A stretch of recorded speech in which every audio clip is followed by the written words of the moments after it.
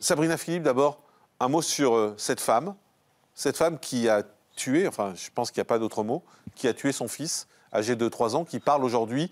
Je pense qu'il faut quand même bien mettre en perspective les choses. Son fils était très lourdement handicapé, et je ne justifie pas son geste, hein. Je resitue simplement. Il était très lourdement handicapé, et en fait, elle se trouvait dans une situation fragilisée, forcément.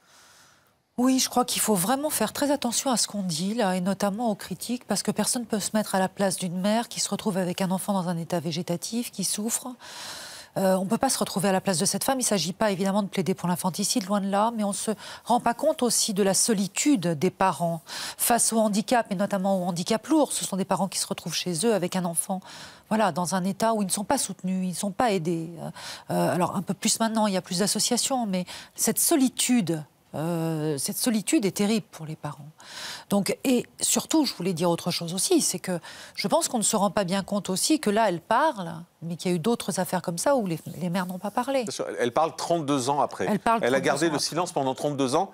On imagine aussi le poids psychologique que ça représente de garder pendant plus de 30 ans le poids de ce geste terrible. Oui, si ça pouvait aussi faire bouger les choses plutôt que des critiques, mais ça pouvait aussi faire bouger les choses sur l'accompagnement des parents. Il faut bien se rendre compte que les parents sont seuls face à des enfants polyhandicapés. Et les structures d'accueil sont très peu nombreuses, donc les parents se retrouvent seuls à leur domicile. C'est peut-être justement pour faire bouger les choses, plutôt que de critiquer cette femme, de se dire comment on pourrait aider ces parents, les accompagner aussi. Maître Delphine Meillet, une question très simple tout d'abord. Est-ce que c'est un crime? Alors, ça aurait pu prendre la qualification d'assassinat, c'est-à-dire un meurtre avec préméditation commis par un ascendant. Donc, ça donc elle aurait risqué? Elle aurait risqué la perpétuité. Elle aurait risqué la perpétuité, mais effectivement, à mon sens, c'est prescrit. Les faits sont prescrits. Parce qu'à l'époque des faits, il est né en 1983, il est mort en 1987, il a eu 18 ans en 2002. Et à l'époque des faits, c'était une loi qui s'appliquait, qui n'est plus la même aujourd'hui, qui est qu'à compter de 18 ans, on a 10 ans, à compter de 18 ans, enfin, lorsqu'un mineur devient majeur, on a 10 ans pour poursuivre ses parents ou la personne qui a commis un crime contre lui, 10 ans à compter de sa majorité. Oui, donc jusqu'en 2012. Personne ne le savait. Non, personne ne l'a su. Donc aujourd'hui, il y a qu'elle qui aurait pu le dire. Oui, elle ou son mari, manifestement, il était au courant. Il est complice. Il aurait pu être poursuivi pour complicité d'assassinat. Donc, ou les médecins, peut-être. Je ne sais pas si les médecins... il y a probablement un médecin qui est intervenu pour faire... Pas probablement, c'est une certitude. Un médecin est intervenu pour délivrer un certificat de décès. Donc, il y a plusieurs personnes qui ont été au courant de la mort de cet enfant. Il se trouve que, effectivement, c'est prescrit, car à compter de la majorité, un mineur... On peut poursuivre quelqu'un qui commet un crime sur un mineur 10 ans après sa majorité. Aujourd'hui, c'est 30 ans. Aujourd'hui, depuis 2018, c'est 30 ans.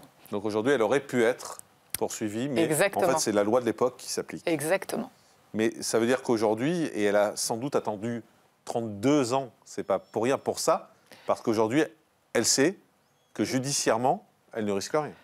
Je suppose qu'elle s'est renseignée, qu'elle s'est interrogée, qu'elle est allée voir des avocats, qu'elle est allée voir, elle a consulté des juristes pour vérifier si oui ou non elle risquait quelque chose. Vous comprenez la polémique qui consiste à se demander pourquoi cette maman parle et est-ce qu'il faut lui donner la parole? Oui, je la comprends parce que c'est terrible, c'est insoutenable, c'est juste insoutenable. Et aujourd'hui, au regard de la loi d'aujourd'hui, dont on a pris conscience de ces situations-là, en 1987 à l'époque, c'était pas le cas, c'était moins le cas en tout cas. Il y avait moins de gravité accordée aux crimes puisqu'aujourd'hui on arrive quasiment à des crimes imprescriptible.